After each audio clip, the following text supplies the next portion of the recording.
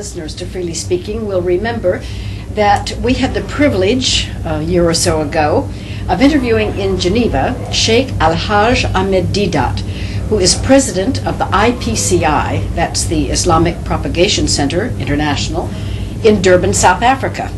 And it was amazing for me. Some of my Islamic friends in Geneva had called and said you were coming, and I didn't know this existed.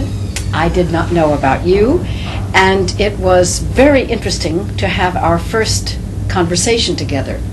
So since time has passed, and I am now in Durban myself, I would like to bring our audience into your center and hear you speak from your heart about your center, Islam in general, and then we'll expand out. You are most welcome. You are most welcome.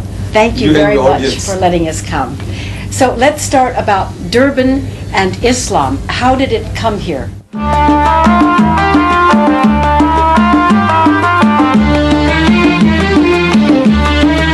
Muslims that touched the shores of South Africa were Muslims who were brought here by the Dutch.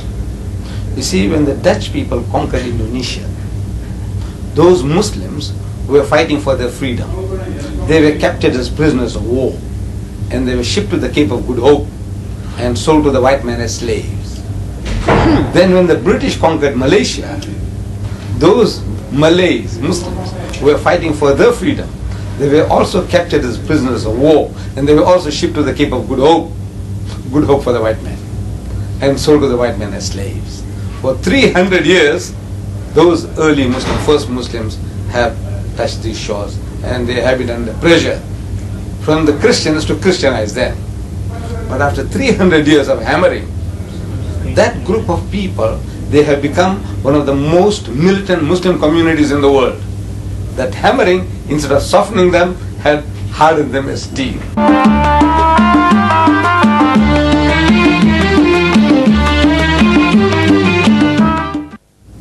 Now, you see, when you say they have become one of the most militant groups of Muslims, again, my Christian background forces me to ask, militant towards whom and to what? Because if there's one thing that Christianity and Islam have in common, it's that everybody is fighting everybody, yes, everywhere. Yes. So who is militant to whom in Islam around here? Yes. No, the militancy is in its defense, because they were under pressure, under attack. You see, the white man managed to change his names, surnames. They are almost all, these people, they are called Malays in this country today. Malays? They are called Malays. Aha. Malays, like Malaysia, Malays. Though they were originating in Indonesia and in Malaysia, they are all called Malays. Right. Now, that community of people, you see, because they were under pressure, the defense mechanism was also, it was not as soft, they were militant in their defense against the Christian missionaries. Yes. And that type of psychology remained with them. That was the one group of Muslims, and another group of Muslims came from the Indo-Pakistan subcontinent. Now they came to this country because they were starving in India. So they came looking for a livelihood. So they settled down mostly in Natal and the Transvaal, and the Malays mostly in the Cape, because that's where they were taken in the first instance. I see. So the white man managed to change the names of these people. They all carry Western names. Like you'll find a Muslim name, it's a Yusuf Hendricks, Abdullah Fenter. So what is Fenter? What is Hendricks? What is Smith? So he says, no. These were our slave masters. They carried the names of the slave masters, exactly as in America. Exactly the same. Same thing happened here. Yes. But now with this difference, that 300 years of hammering that the Afro-Americans received in America, it changed them all to Christianity. This 300 years of hammering in Southern Africa made them better Muslims than the Muslims at home.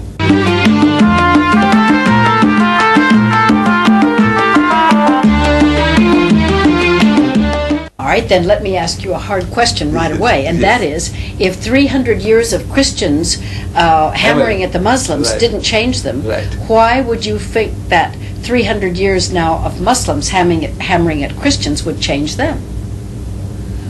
In No, other words, no, no. because the Islamic Propagation Center is Right, that right. not to spread Islam Correct, correct. to the It world. It is.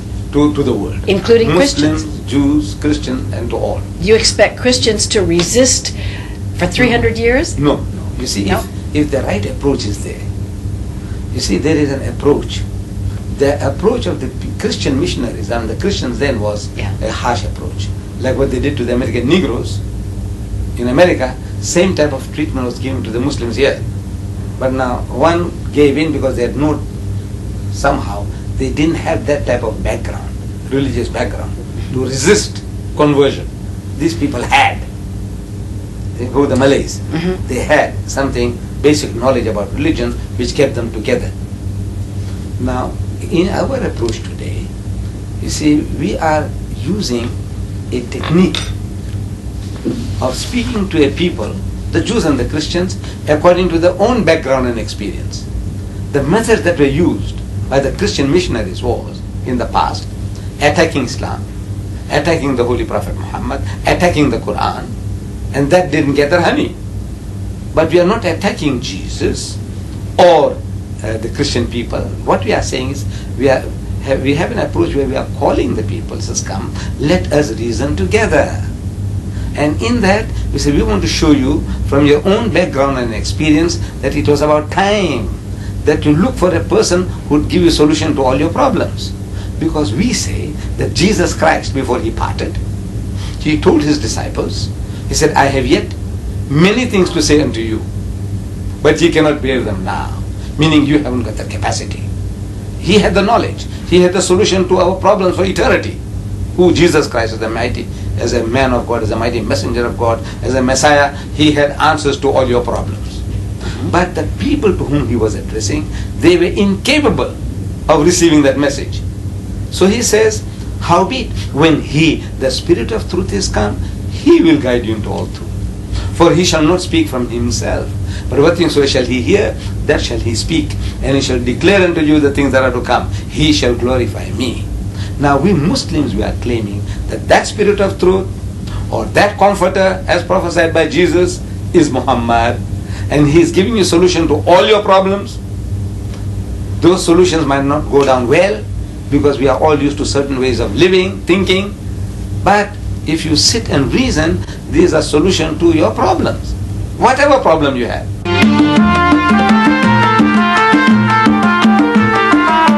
Example, in South Africa, the biggest problem we have is race. And throughout the world, the biggest problem of mankind is racism.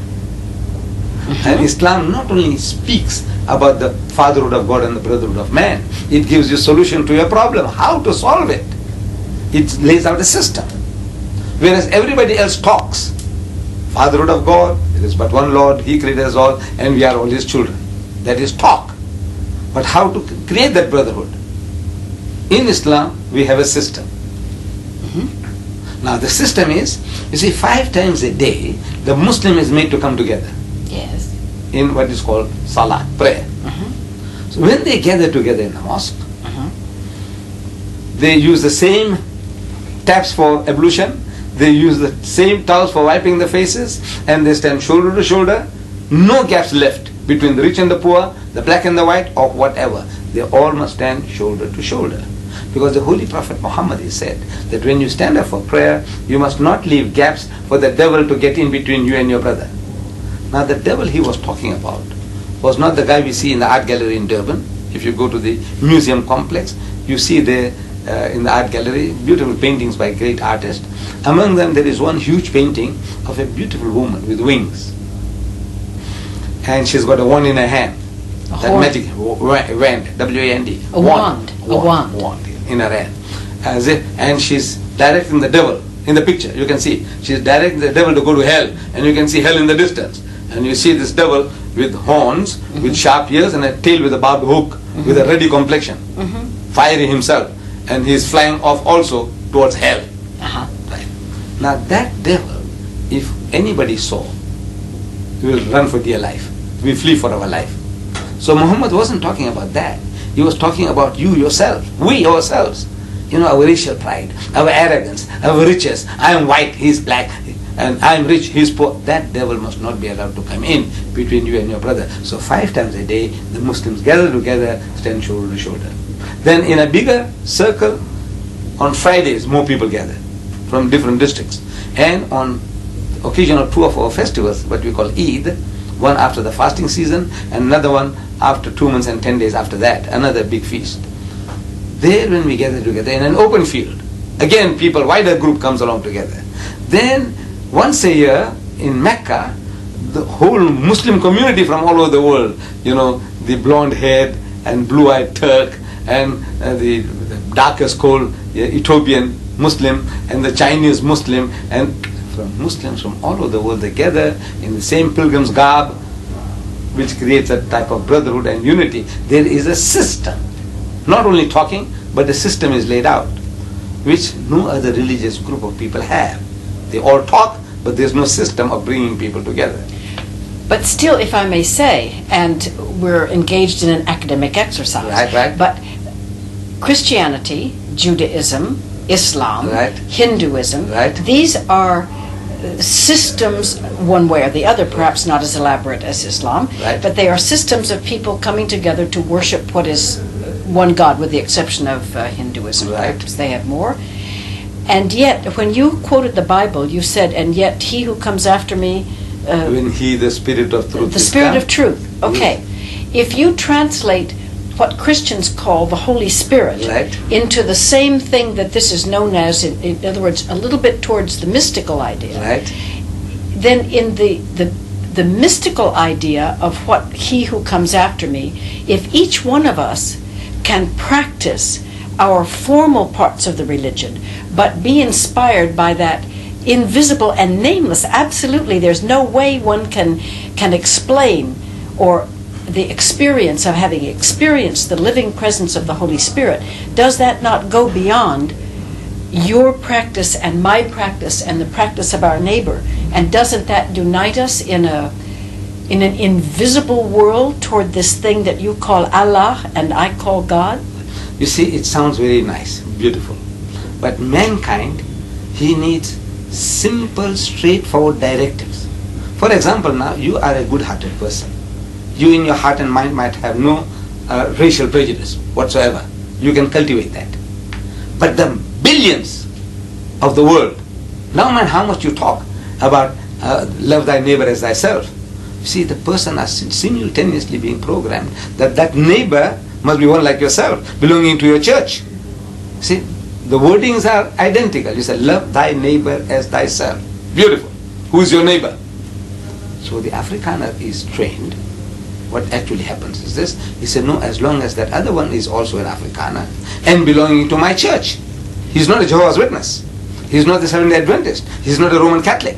See? So though he utters the words all right, but in his mind he has made up, he said, look, the African is not my neighbor. That's how it was for 300 years. I don't know now what will happen, but this is the programming.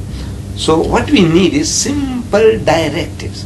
What does this Supreme Being, this Holy Spirit, tell you in clear-cut language about races? How did the races come about? Who is better than the other? Is it white or black? Or brown? The color, the mixture? What? Who is the best? So there is not another system which gives an answer like the Islamic system gives you. It says in the Holy Quran, it says, Ya ayyuhan nas, say, O mankind, Inna khalaqnakum min dhakarin wa untha. So most certainly it is we who have created you all of a male and a female, common origin. Yes. وَجَعَلْنَاكُمْ شُعُوبًا وَقَبَائِلًا. And it is we who have made you into nations and tribes. Who God Almighty is talking. What for? He says, لِتَعَارَفُوا, that you may recognize one another. This Mr. John is an Englishman. That other Mr. John is an Afrikaner. This Mr. John is a Frenchman. This John is an Indian. These are convenient labels for recognizing people, says this holy book, the book of Islam. But we have a tendency to create our own false standards of judging. Despite all this, look, we come from Father Adam, we are all his children. That is what we all say. Like especially the Jews, the Christians and the Muslims. But in their hearts and minds, the man says, I'm a Jew, we are the chosen people. The rest of the world is goyim, Gentiles, unclean.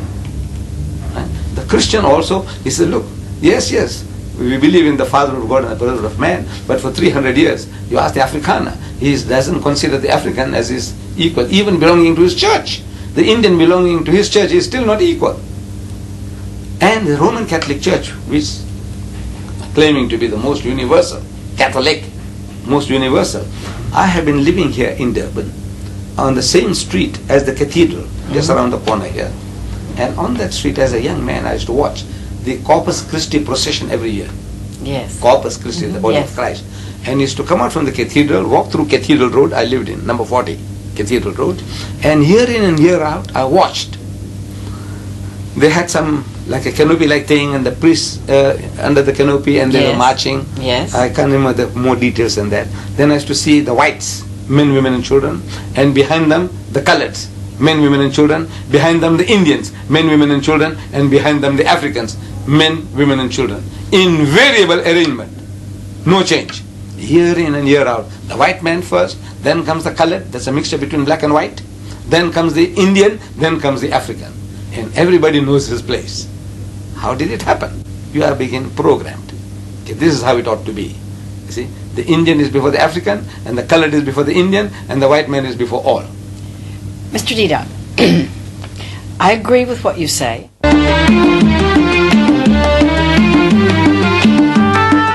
In Islam, all men are brothers and everybody is equal. I'm going to accept that totally at face value. Then I would like to ask you to speak, if you will, to the following 2 points. Right. Number one, in that case, let's move to Afghanistan, and please tell me why all those Muslims are fighting each other in Afghanistan, in Russia, and in Azerbaijan, and in the part of Iran.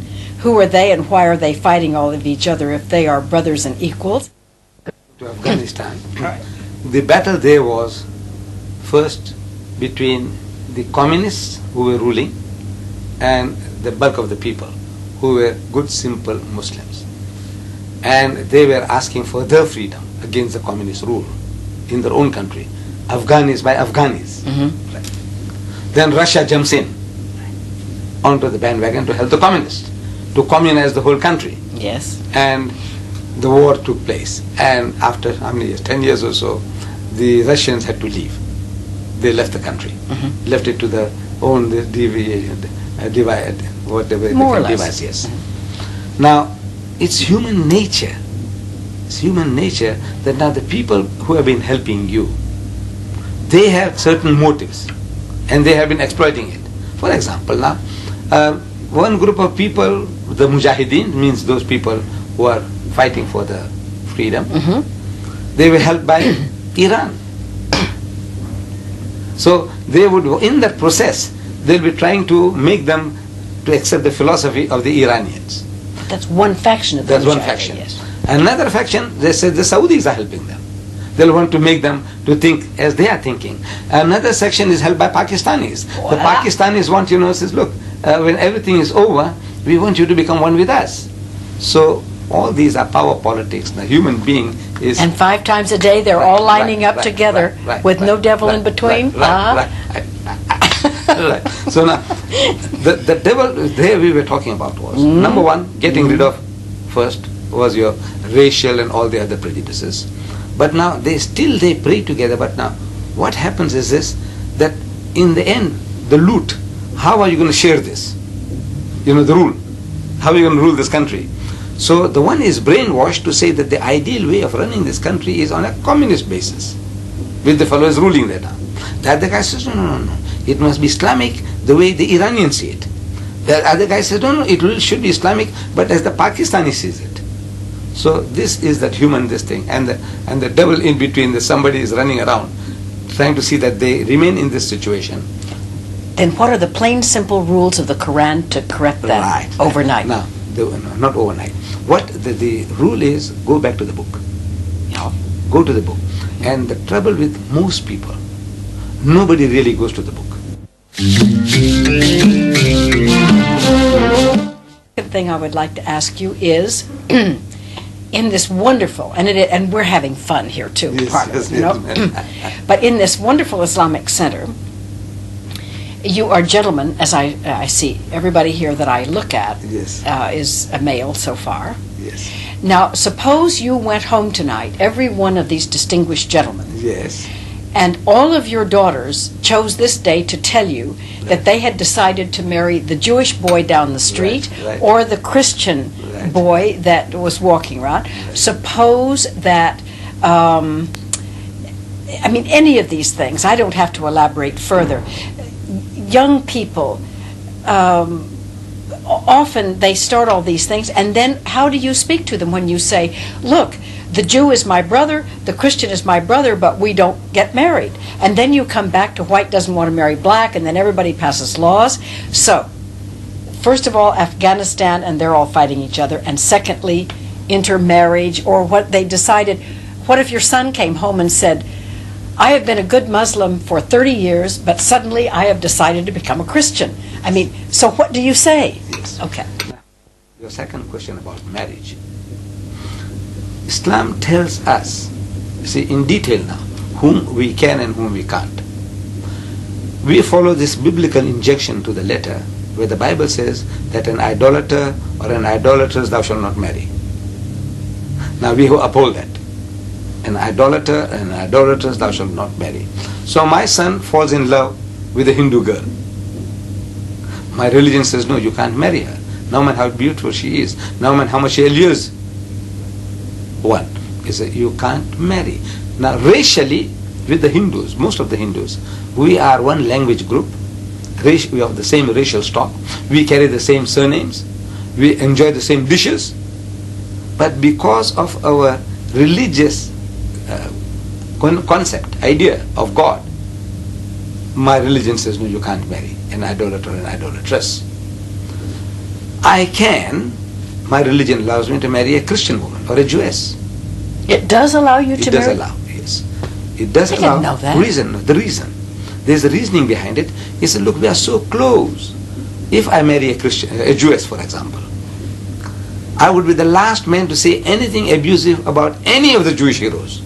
Moses, David, Solomon, Jesus. We have the highest respect for them. So this wife of mine is Jewess. She will be still at home with me. In other words, I respect Moses, I respect David, Solomon, all the prophets. What I'm going to tell with her and reason with her is, so come dear, now come a step forward. You have been at a certain level of religious education. Come 2 steps forward. One is to accept Jesus and then accept Muhammad as well. So I'm asking her to come to a higher level of understanding religion. To the Christian woman, in this country, when I said that at first, that look, we are allowed to marry Christian women. So the white men in the audiences, when I delivered talks, they were thinking, say, yeah, I know why. So I said, why? He said, just because we are whites. You think now marrying a white woman is a superior thing to do? I said, no. Even if the Christian woman is an African woman, she is a Hottentot, she is a Bushman, she is Christian, I can marry her. Because again, we are so close. We accept Jesus as one of the mightiest messengers of God. We accept him as the Messiah. We accept his miraculous birth. We accept his many miracles. The only point of real difference between me and my spouse, that Christian lady, would be that I would say, look, he is not God. He is not the begotten Son of God. But everything else, we have a common denominator. We have one with the Jew. We have a common denominator with the Christian. So we said, we can get them, and more easily they can be absorbed in the house of Islam. Because whatever you believe, we believe, plus a step further. But now my daughter can't marry a Hindu man, nor can she marry a Jew, nor can she marry a Christian. Now the Hindu is understood being an idol worshipper. But now you say, what about the Jew and the Christian? I can marry a Jewess and I can marry a Christian woman. Why can't my daughter marry a Jew or a Christian? Yeah. Now the reason is that you see the Christian husband of my daughter, he's got no respect for Muhammad. He's going to use an offensive language. He's going to say Muhammad is an imposter. Why? Because that's Not his training. necessarily. No, that's his training. Because as soon as you say that you accept Muhammad as a prophet, you are a Muslim. You see, when you say, I say, look, Muhammad, you will say, look, Muhammad was a great man. Everybody says so. He was a mighty man. You know, he created a nation and an empire and a religion. He is supposed to have left behind a book, like the Quran. So he said, look, I take off my hat to the man. He's a great. And so many people say he was one of the greatest men that ever lived. Michael H. Hart, in his top 100, he puts Muhammad number 1. Yes. Jules Masserman, you know, in his book on the Turks, the history of the Turks. Top 100 men. Right, in the top 100. Then Jules Masserman, in the history, who are history's great leaders. And Lamartine, in his history of the Turks.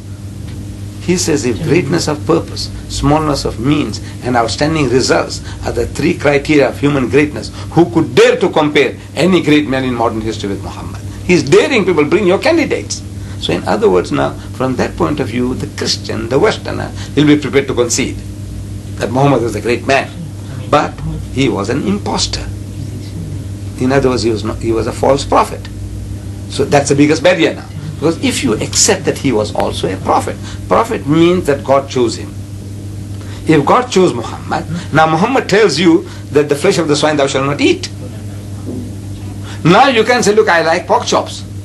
You know, all my life I've been enjoying it.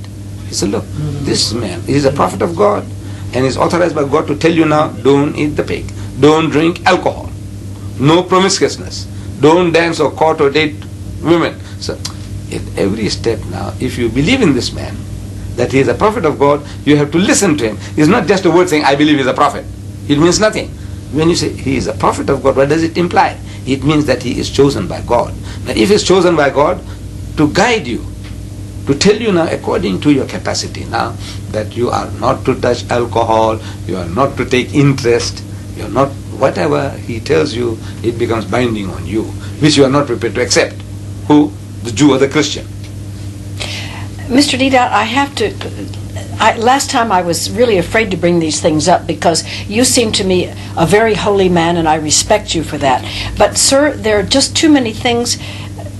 I mean, everybody is so human, and you must know that there are people of great Islamic tradition, particularly we see them in Geneva, it just happens to be a place where many come, who do not observe one single one hardly of the things you said, and they're pretty famous Islamic people, and then they go back home and they put on the raiment, or they respect the things only at a certain period in time. Now, I'm not saying that you have a monopoly on the hypocrites, because Christianity is absolutely full of them, and I suppose every other religion is too. But you know what God says and does and what prophets say and do is so far from the least of these thy brethren that sometimes it really seems hopeless, including for the Muslims, if you excuse me for saying so. No, I would say that, look, no community in his right mind can claim to be perfect. We all have our black sheep. Whether you are a Jew or a Christian, Hindu or Muslim, we all have our shortcomings. But this American, he wrote a book, The Messenger. In that book he says that there are more professing Christians in the world than professing Muslims. Professing. But, he says, he continues, but there are more practicing Muslims in the world than practicing Christians. And if you had come here this morning, say before 12, around 1 o'clock I could have taken you to the mosque. And of course today, and it would have been out, because today was Friday, and on Fridays there's no place even for us in the mosque. This mosque next door to us here, it holds 4,000 people on Fridays. But any ordinary day, any weekday, if you come there, you find that there are more than 1,000 people in the middle of the day. More than 1,000 people in the middle of the day, in the middle of the week, which you will not find in the Catholic cathedral on Sunday. So what is it? How does it work? So as far as the practice of religion is concerned, we have our hypocrites, we have our black sheep. But on a percentage basis, there's not another community, religious community on earth, another community which is as responsive to the religious injection as the Muslim, with all our shortcomings. Whatever you described in Geneva We can also describe anywhere else, in London or New York or anywhere. Yes. I accept. But it says, we are not perfect examples of our religion. But as a people as a whole, now when you judge a system according to the whole. That in South Africa we are boasting, and nobody has contradicted me, that in South Africa we have the lowest alcoholic consumption in the country. We have the lowest gambling rate in the country. We have the lowest divorce rate in the country. We have the lowest prison rate in the country. And we have the lowest suicide rate in the country and the highest charity rate in the country. And nobody has been able to contradict me. So in other words, what does it? Everything else is the same. What does it in this environment? No, it's the teaching. Because the Muslim is being programmed 5 times a day, so to say.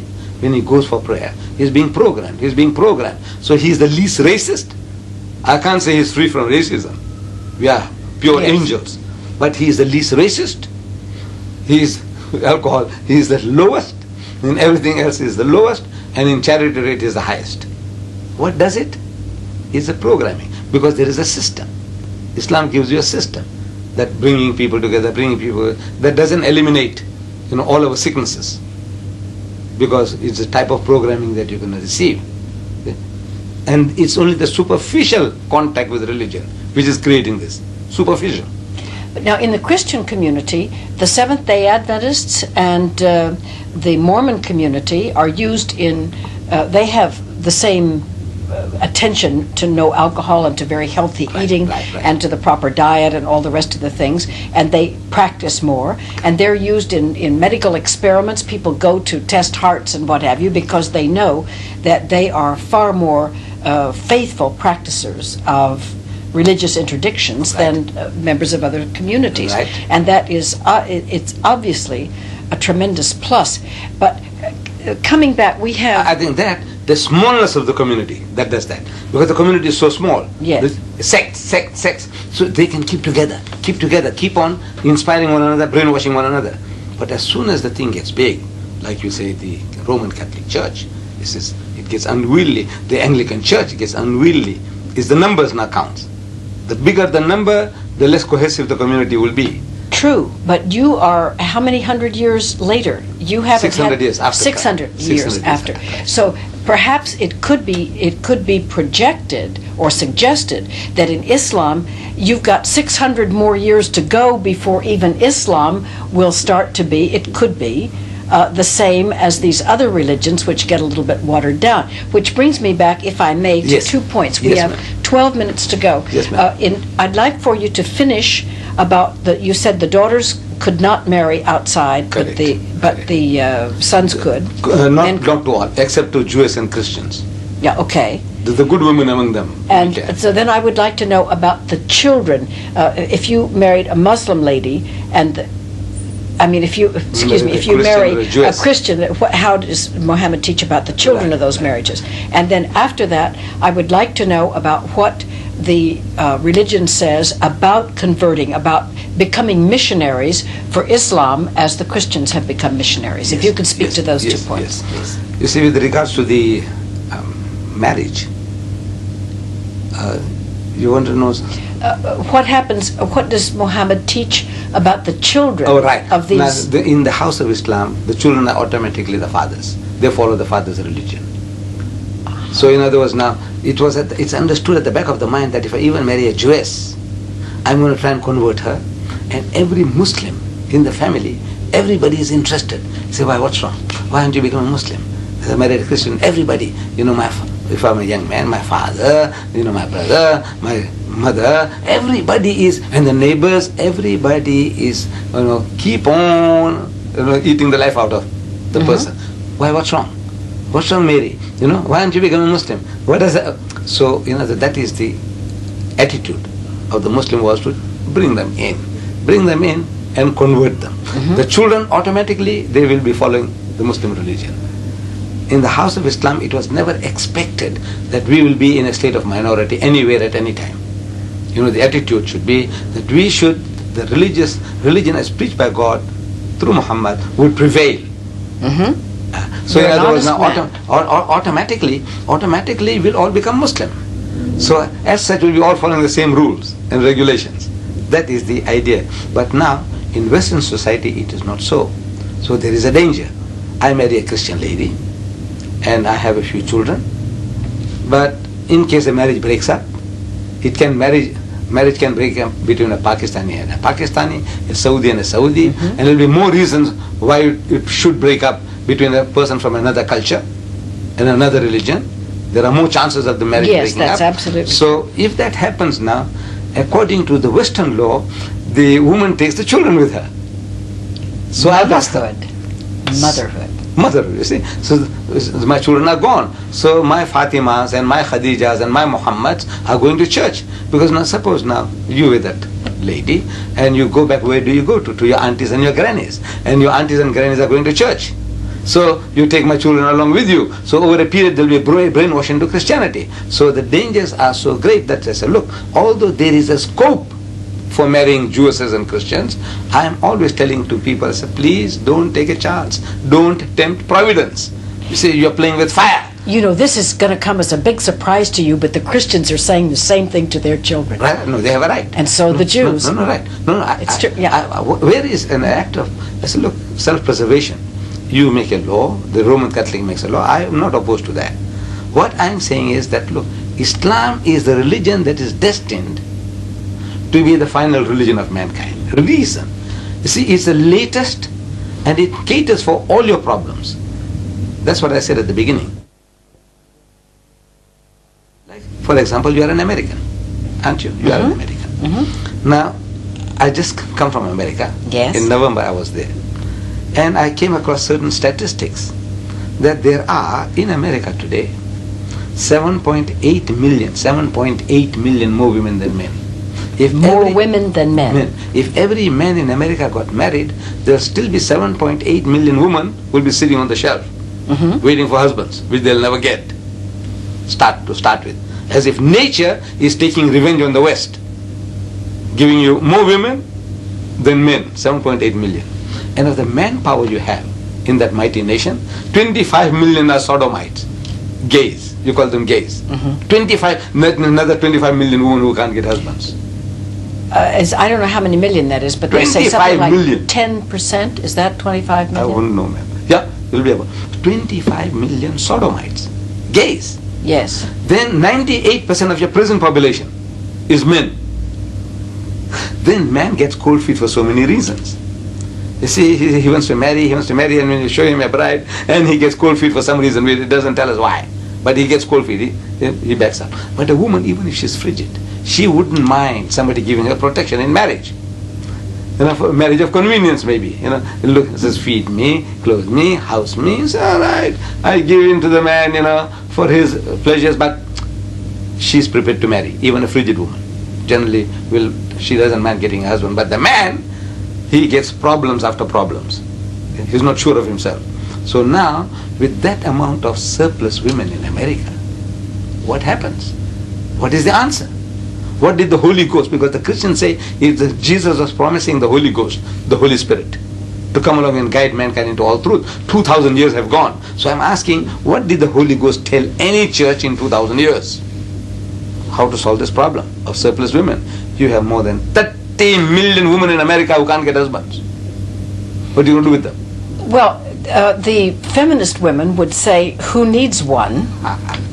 And the traditional women would say that, if I can't speak for them, I can't speak for either group, but I would say that frankly and truly, I honestly believe that the Holy Spirit draws, if you are filled with the idea that the love of God shines out of you, that there will be some man, some place, sometime, under the grace of God, who will be drawn. Men are not stupid. If they find a lovely lady who is kind and who is loving and who is sweet and who likes to create a good home and who wants to be a good mother and who is perfectly willing to love and to cherish and to revere that gentleman, there will somehow, this thing in itself will draw a male creature. Right. But now what about the 30 million?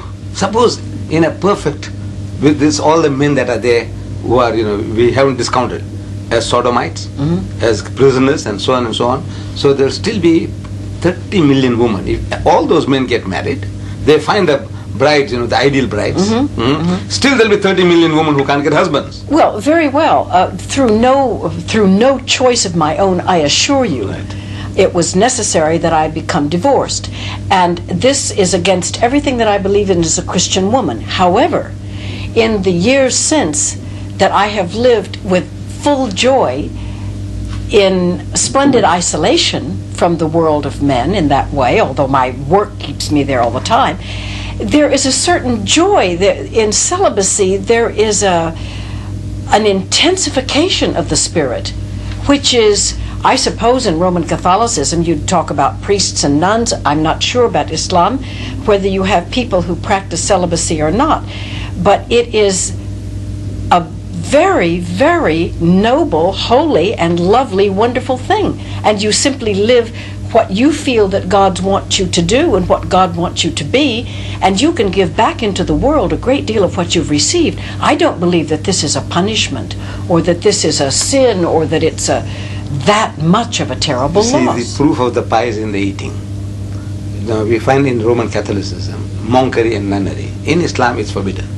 No monks and no nuns. Islam forbids you to do that because it's unnatural. Now, the proof that this is unnatural, you read the statistics today. How many percent of the priesthood are gays?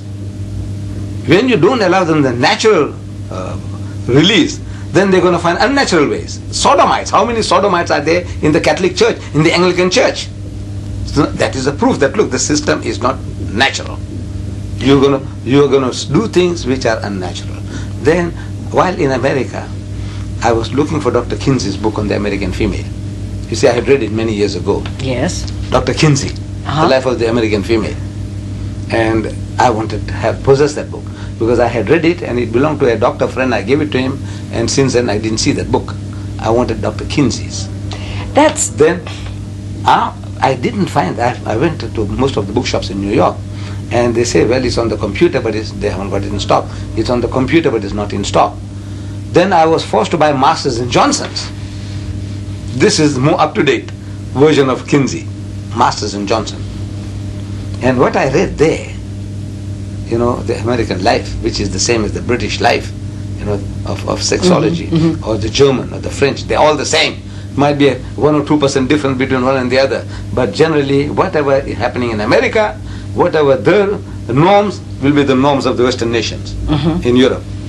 And I was actually horrified. Things I can't tell my audiences anywhere. I'm reading. Are there no gays in Islam, and are there... No, I can't say that. I mean, there would be. See, we said this, no nation is an angel, an angelic nation. So we'll have our otters, we'll have our black sheep, but now in the West, it is becoming the norm. You see, it's the person, if your son is gay, you're not ashamed of it anymore. In the house of Islam, everybody is, it's the most terrible thing. It's if my son was. No, in conservative Christianity, it is an abomination that says it's biblical. Right. There's a guy who preaches. You see, but now the guy who's practicing it, like our friend Swagat, and all the tele-evangelists. Look, they were just caught out lately, one by one, a whole lot of them. Yes, sir. They were all leading unnatural lives. All! Reverend Gorman, Jim Becker, Jerry Falwell. I'm sorry. But that doesn't, no matter what they did, the Bible still says it's an abomination. Right. No, we accept that. But now, saying is one thing, and the solution to that, see, Jesus Christ, he said beautiful things, says, do not look upon a woman to lust after her. Beautiful. Don't look to lust. What about beauty contest? What about long leg contests? We have in South Africa beach bum contests. Yeah, I know. So now, I said, look, the Christian, he hears the sermon on Sunday, even the priest, he's sermonizing you about thou shalt not look upon a woman to lust. And yet, in the evening, he's prepared to dance with the wives of his congregation.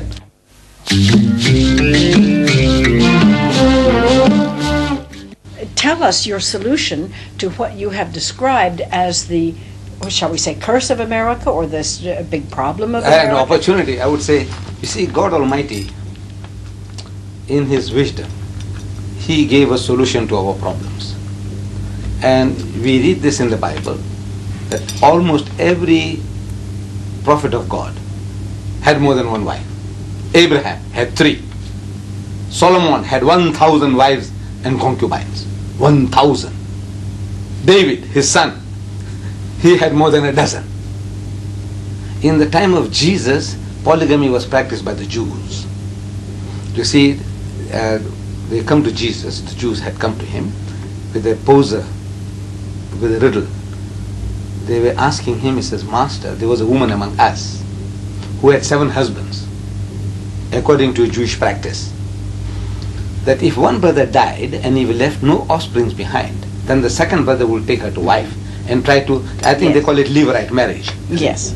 So, according to that system, 7 brothers, they went through this one woman, one after another. And in the end, the woman died and the 7 brothers died. So, they came to ask Jesus that while they were alive, there was no problem because it was one by one. But they want to know from him that at the resurrection, which guy is going to have her, because they all had her here. That means 7 brothers had this one woman. Now we can't imagine that among the Jews, the 7 brothers were waiting in a queue for a brother to die before taking over the woman. Surely they had their own wives. See, they had their own wives and they were trying to do the duty simultaneously to this woman. And they failed. And another brother failed and another failed. Polygamy was practiced. In the whole Bible, there is not a single verse anywhere against polygamy. Jesus Christ never uttered a word about polygamy. Little wonder that he said, in my last interview I told you, that he said, I have yet many things to say unto you, but ye cannot bear them now. Howbeit, when he, the Spirit of truth, is come, he will guide you into all truth. All truth means all your problems, solution to all your problems.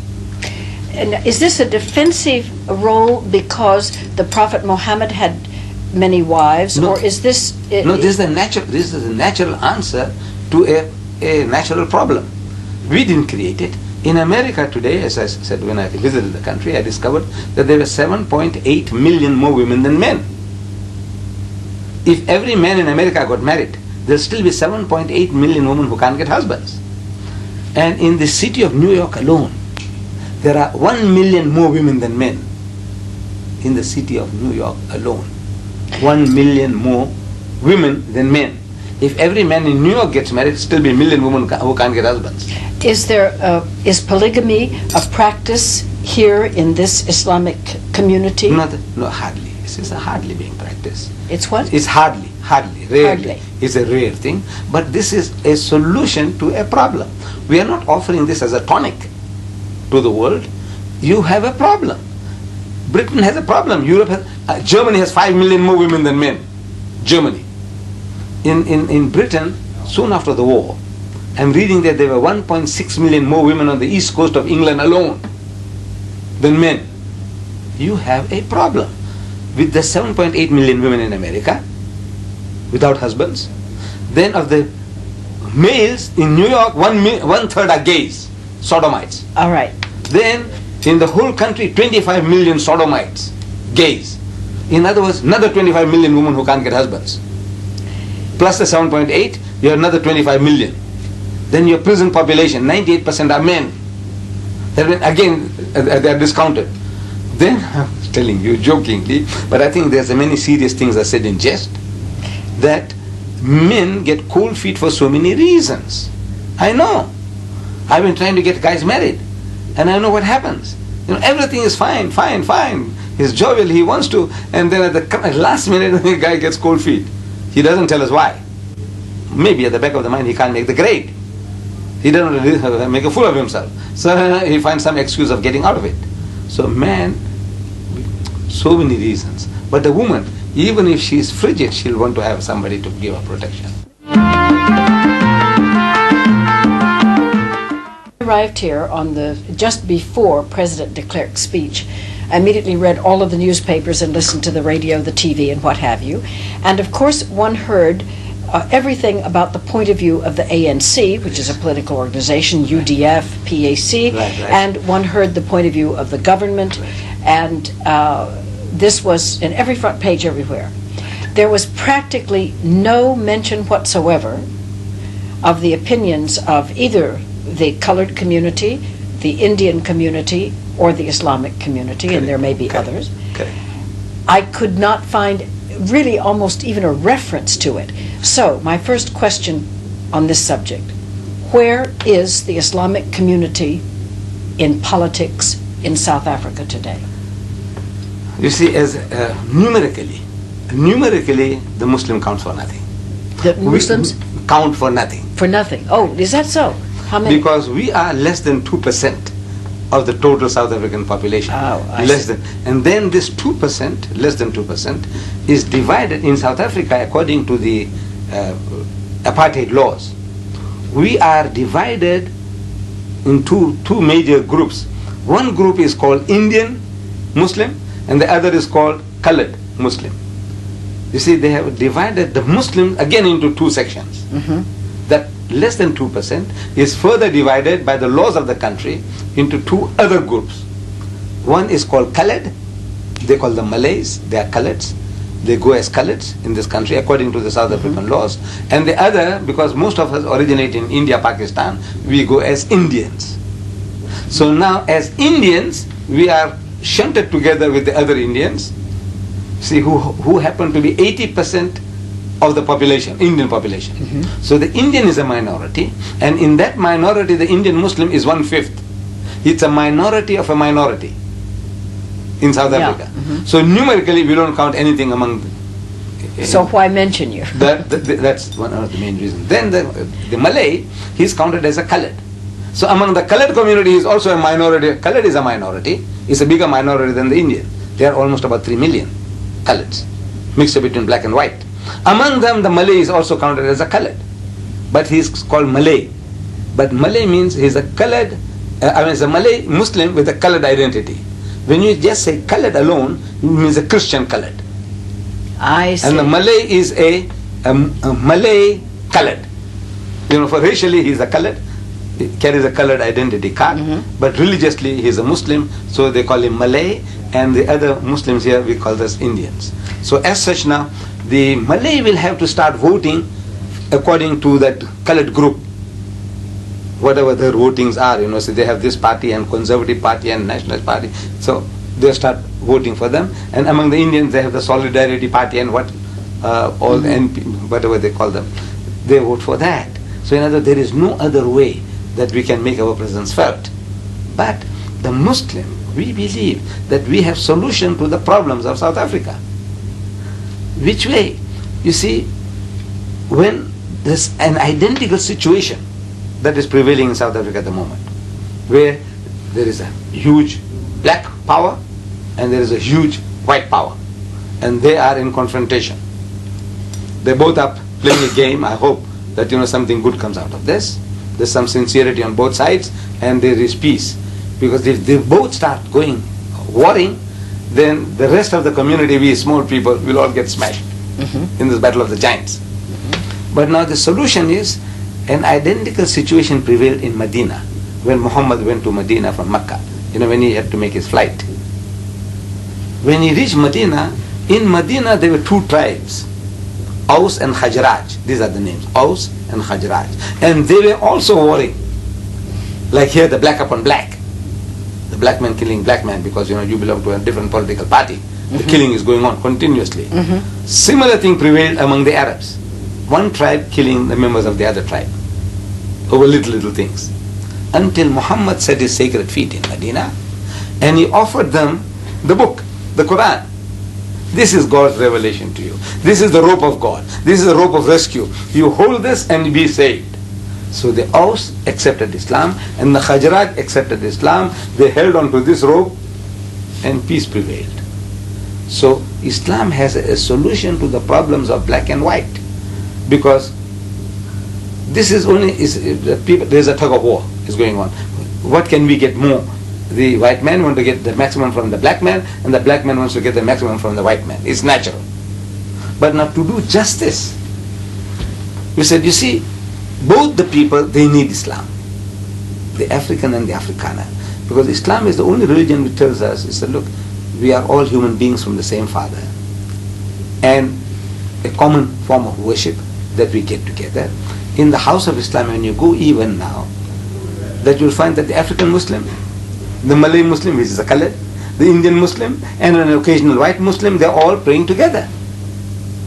But that does not happen in the churches. It's the Dutch Reformed Church. They have a Dutch Reformed Church for the whites, separate. For the Dutch Reformed Church for the colored, separate. Dutch Reformed Church for the Indian, separate. Dutch Reformed Church for the African, separate.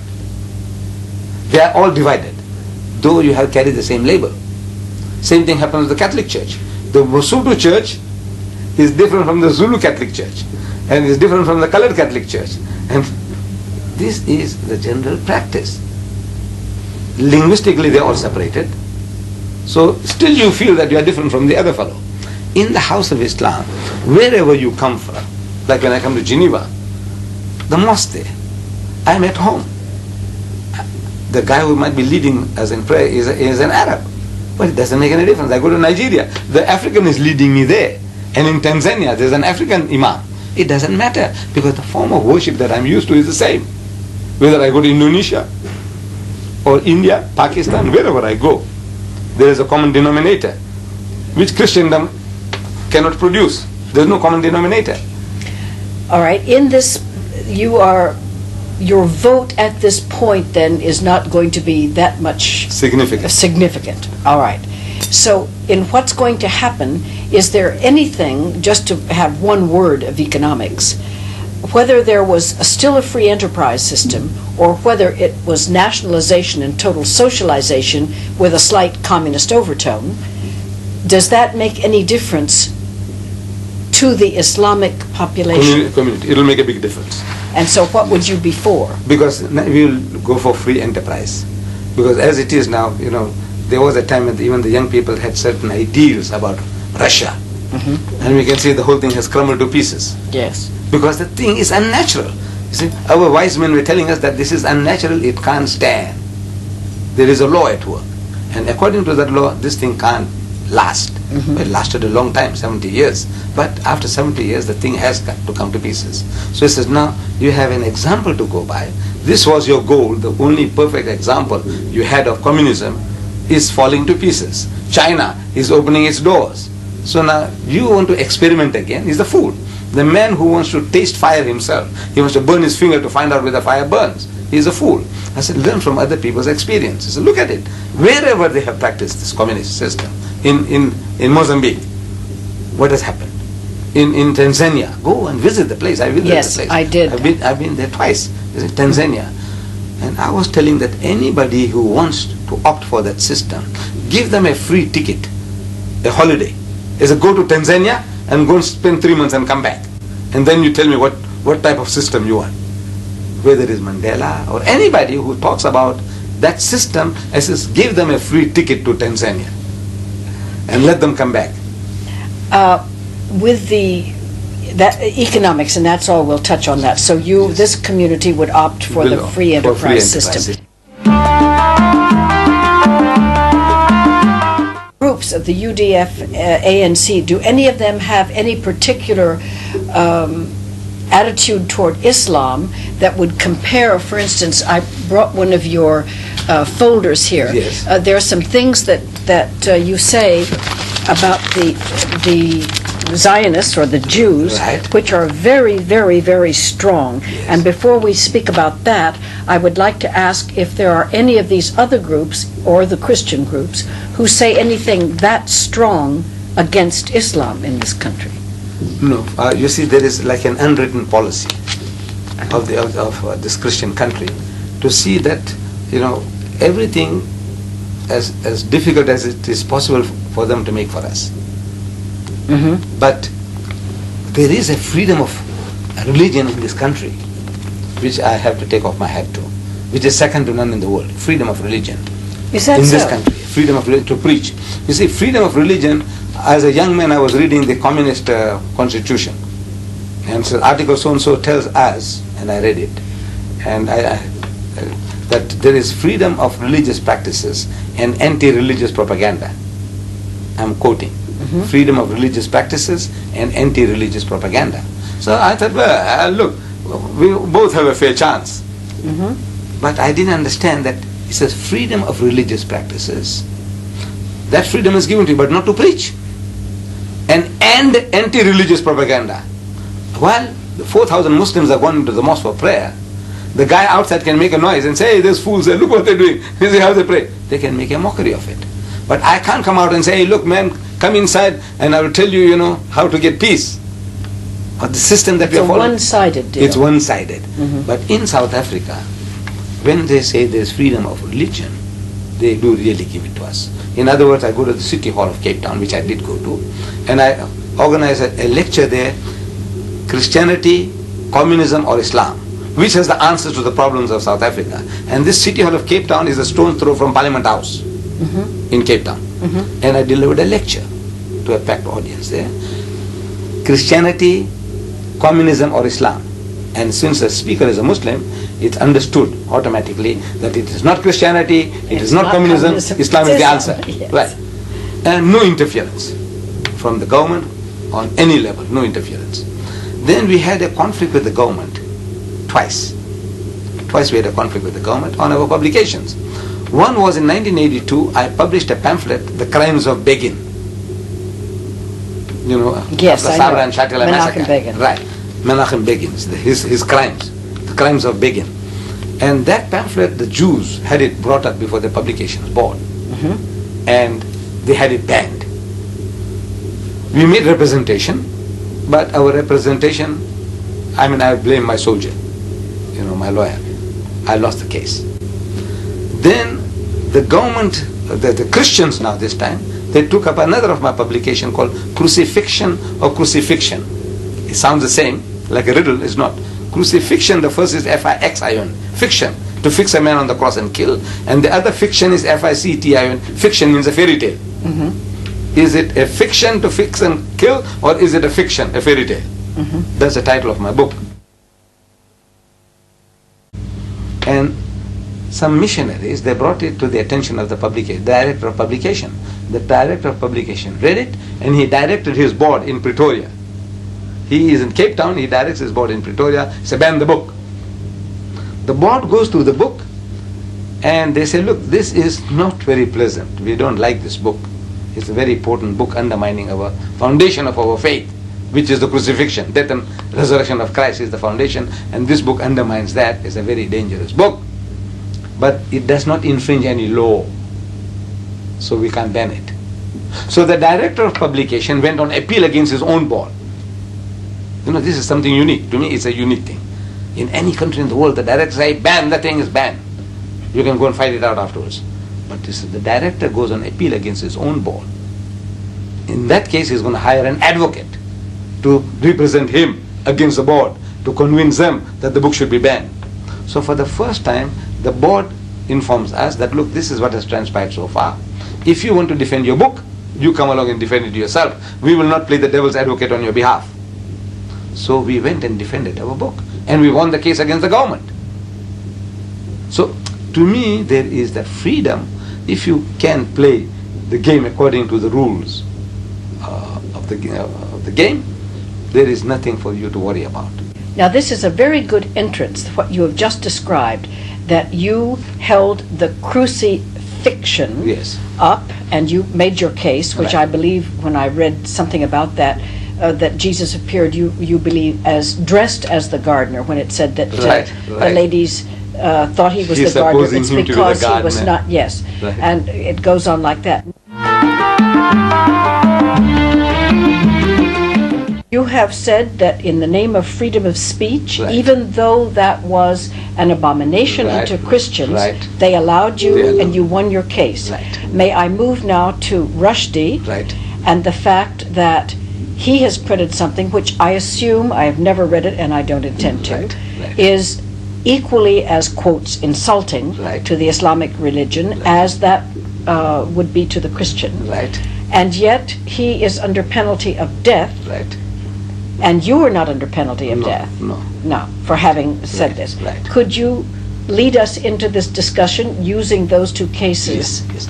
You see now, in the case, the government says, in my case, about my book, that this is a bona fide belief. I'm not trying to make a mockery of the Christian.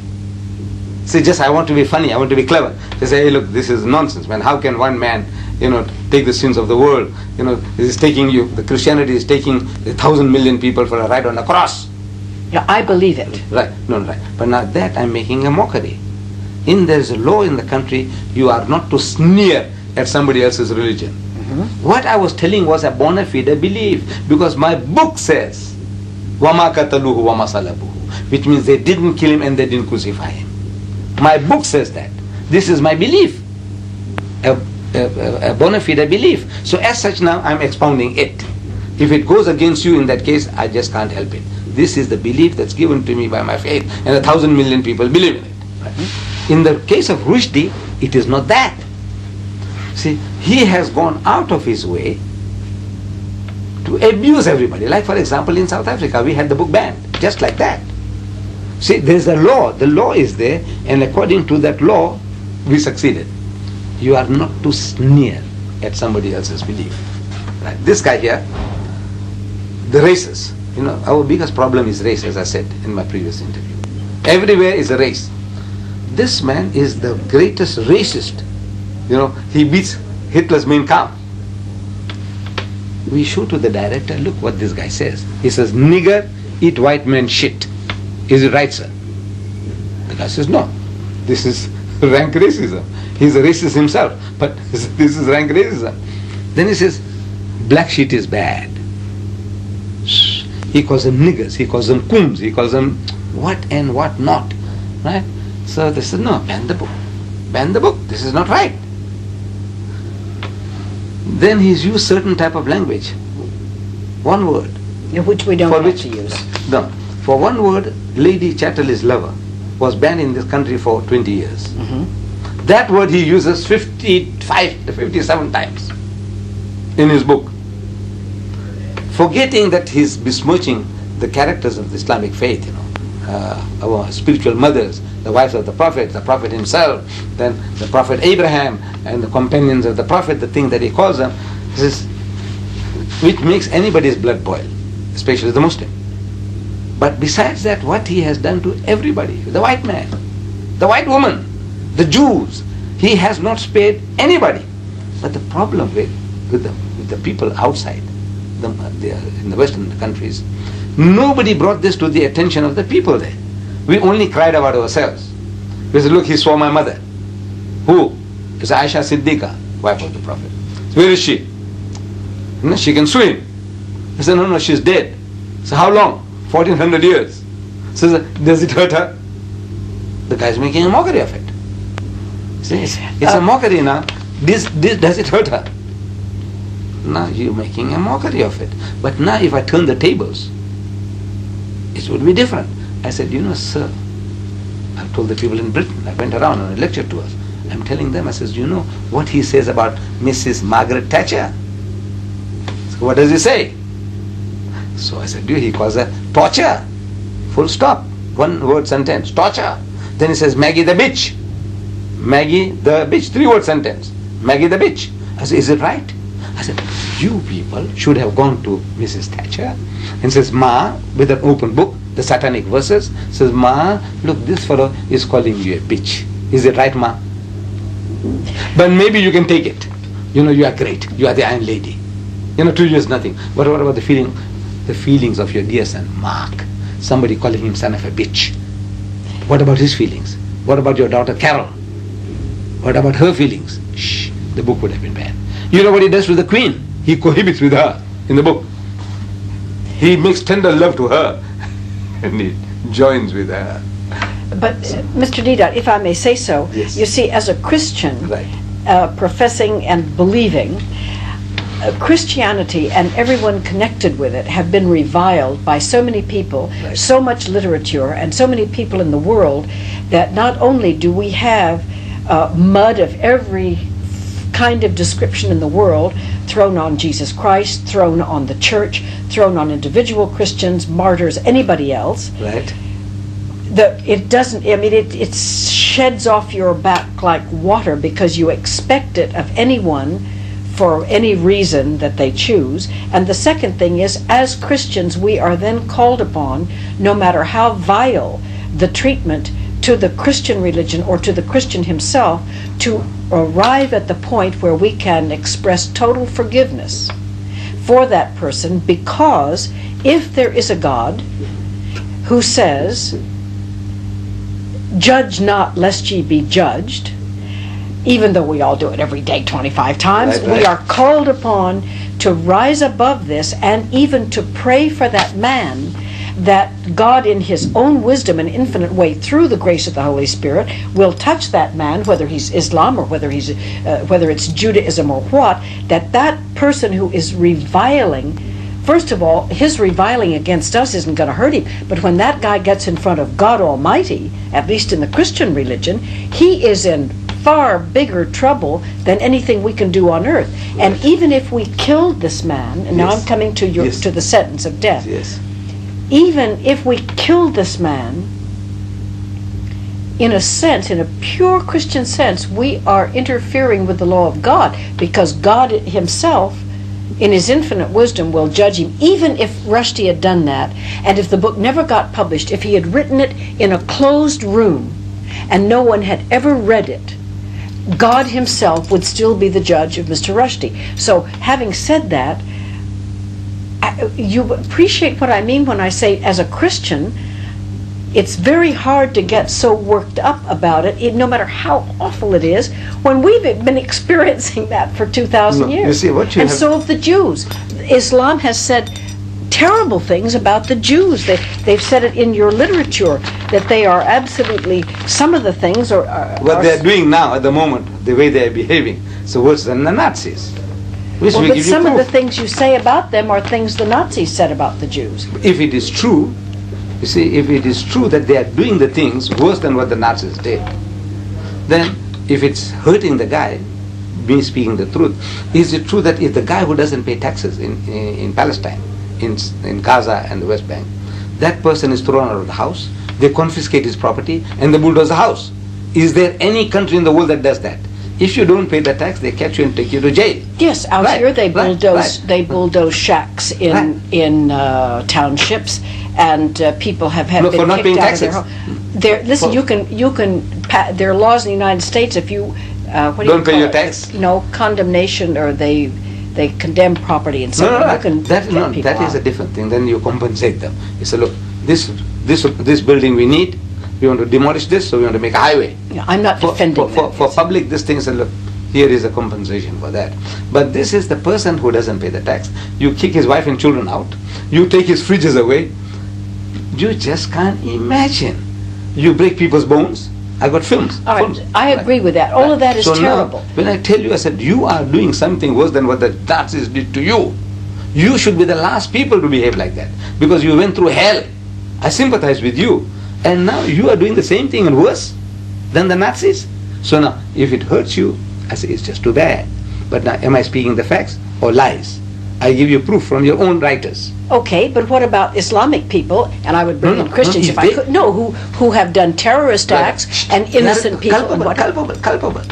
If you catch the terrorist, according to the rules of your country, you have every right to do what you like.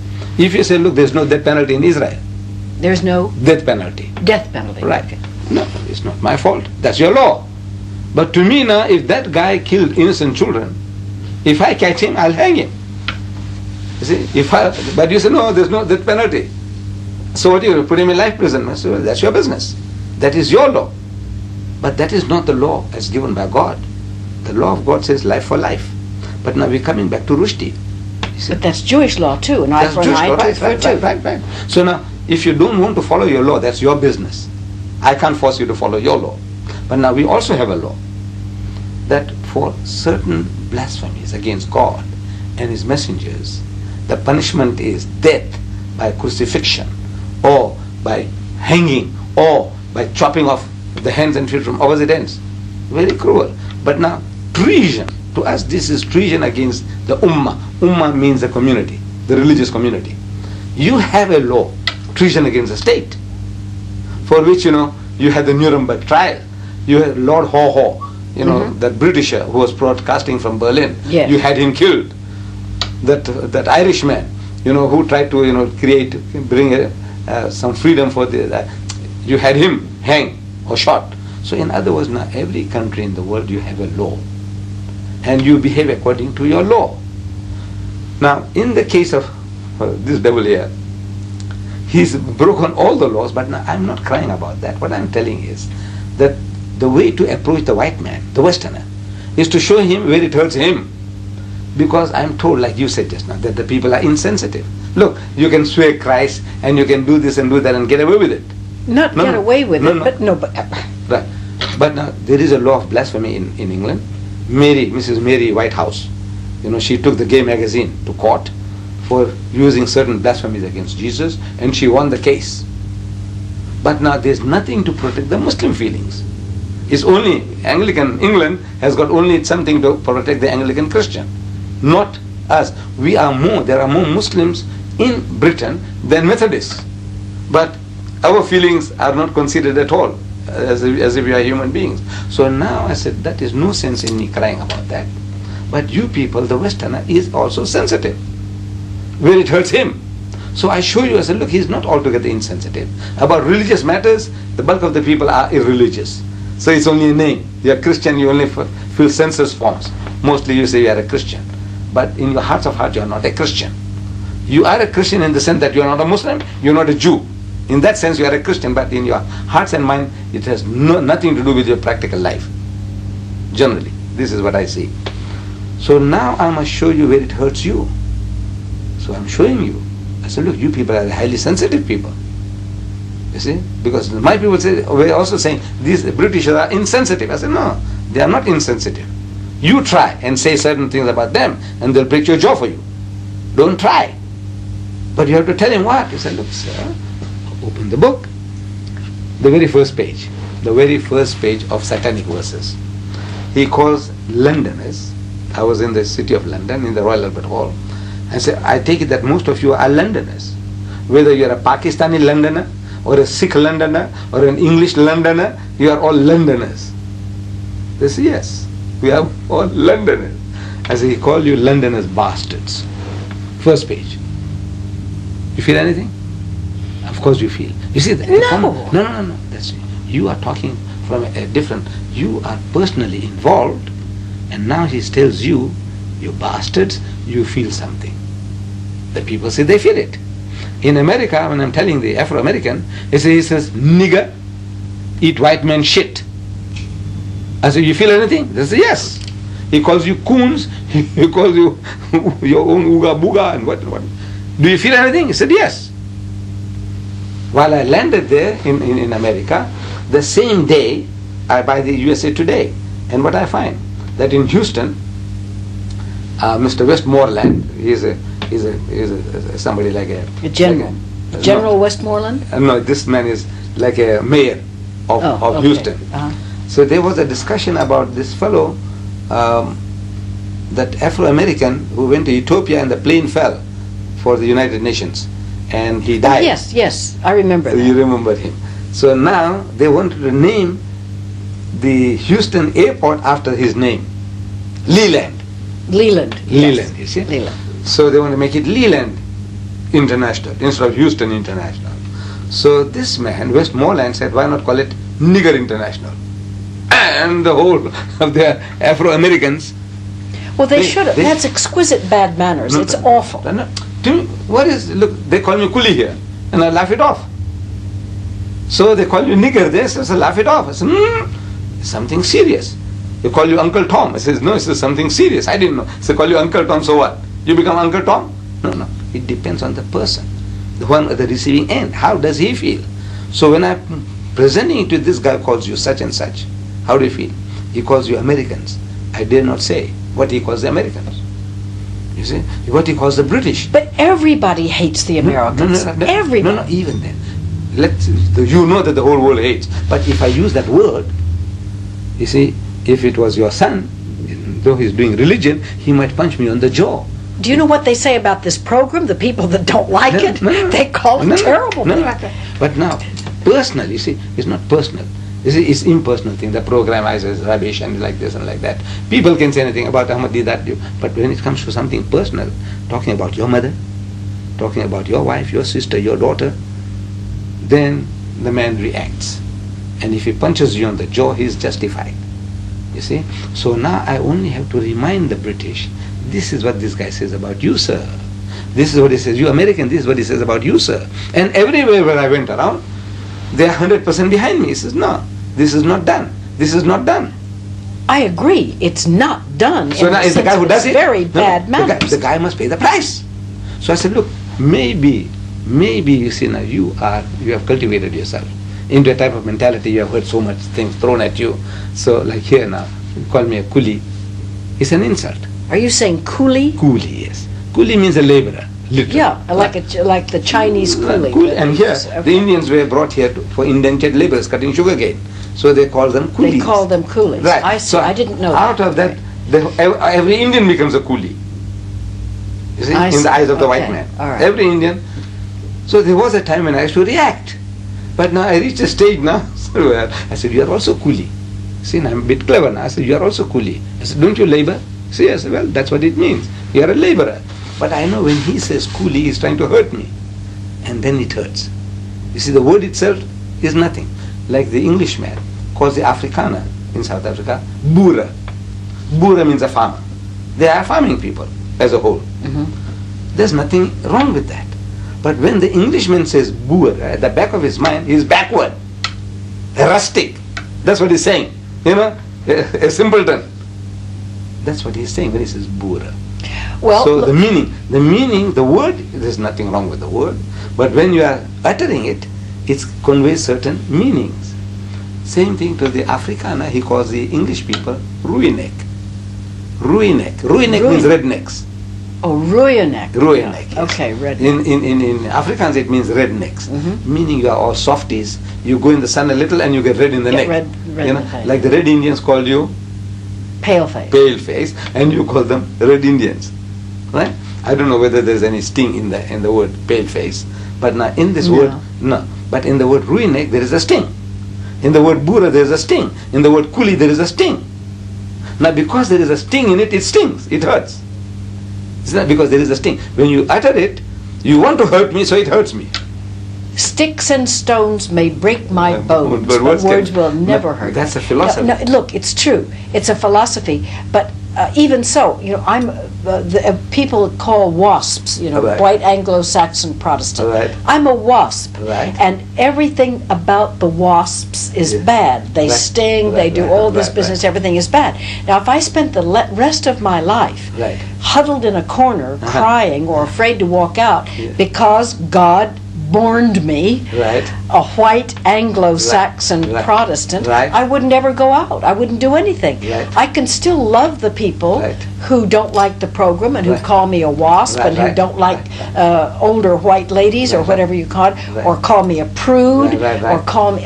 There are 1,000 bad words you could apply to me, I'm quite sure. Right. But I simply must feel and think of myself as much as I can live it as a child of God who is trying the best I can with all of my faults to live as I believe that God made me to live and love my fellow man. And if they sling filth and mud and I've had injustices inside my family, Right, outside right, my family, right. in my work, in my business, but I must forget and forgive as fast as possible.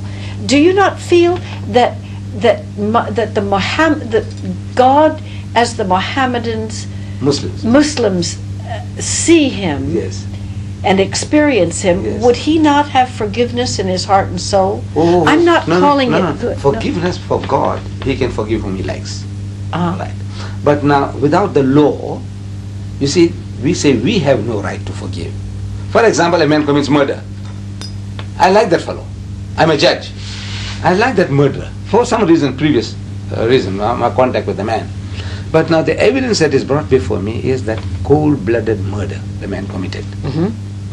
Must I pass judgment on him or not? You see, I am a servant of the law.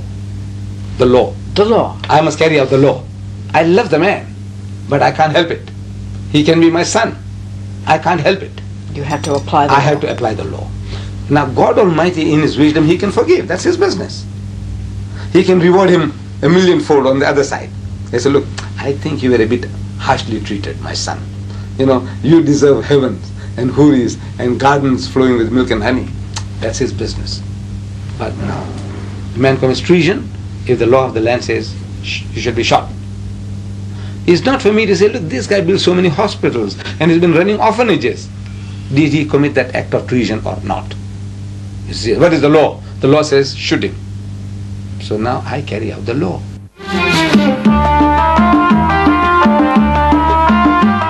See, and all those people in South Africa have people outside the country Right. who committed treason and they committed murder. The Afrikaners or the white South Africans have a hit squad of some kind that Right. and Yeah. those men committed murder. Right. Now, would you, under the laws of Islam, would they all be put to death, or would one side be forgiven and the other side not be forgiven, or would they all be amnesty? I think, you see, because to me, if I look at it, that this was a war, undeclared war between the two. Yes. So as such, to me, this was war, and now we have come to the war has come to a halt. He says, forget about the past, and let's reconstruct the country on a new principle of forgive and forget. So I mean, you would that's wipe personal. out both sides? Both sides I would wipe out. Because if I said, if you have to punish the one side, you must punish the other side. And there's no end to it. There won't be any end to that. So recrimination carries on, and it can still lead to further bloodshed. So with all let's assume for a moment, and this is assumption, I'm not making accusation, let's assume that there were X numbers of murders committed on the outside revolutionary side and X number of murders committed on the inside white police squad. Everybody should be equal and they should all Just be... forget about the thing and carry on from here now. But Mr. Rushdie should be executed. Oh no, his is a different case altogether, because now he is not repentant at all. He is going on further and further. He wants to broadcast this further, more and more. This is greed of gain. You see, 40 people have already paid with their lives. 40 Muslims have died. So many women have been widowed. So many children orphaned because of his pen, poison pen. How? I didn't know that. How did they...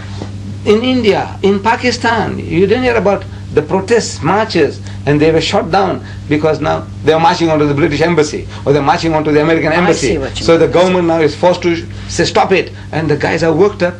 They want to go and march and lay the protest, so they're shot by their own governments. But 40 people have given their lives for this one man's mischief. Okay, but look at all the hundreds of people that gave their lives on both sides for the ANC, and I'm just using that as an example. It could be the others too, and the white hit squads. Women and children in supermarkets and 40 Muslims have died. Yeah. Rushdie, he is in safety. He's enjoying having a jolly good time with his millions, and he's unrepentant. He said, look, he has done something that is right. So he said, look, this guy, he is more dangerous to me than Hitler's armies. We have been visiting today with Sheikh Al-Haj Ahmed Didat, President of the Islamic Propagation Center International in Durban, South Africa, on the 16th day of February 1990. Thank you. I'm sure we could go on for another hour or two with all of the things that we have. But thank you, Mr. Didat, for the time you have given us today. God bless. Good night.